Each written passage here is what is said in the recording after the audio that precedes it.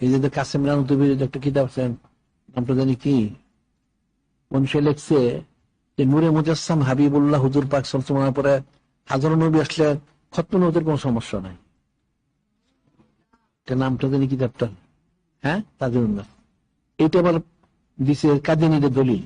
কাদিনীর এক বই আমি দেখলাম, সে দলিল দিছে, এটা যদি হয়তো সে দলিল তার দোষটা করি, সে আবার ওখান থেকে দলিল আনছে। মওদুদির এক বইয়ের মধ্যে আবার এই বিষয়টা আছে, ওটা তারা দলিল আনছে। মানে এদের তো আসলে আকীদা বিচ্ছিন্ন, সহি বিশুদ্ধ যে একটা আকীদা সেটা তো নাই। এদের কারণে আরো এই বাতিল করাগুলি সুযোগ পায়।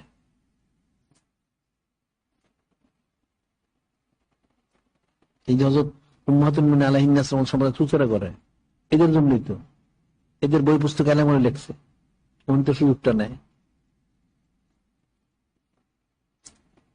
মানুষের সাধারণ আকলটা নষ্ট হয়ে গেছে।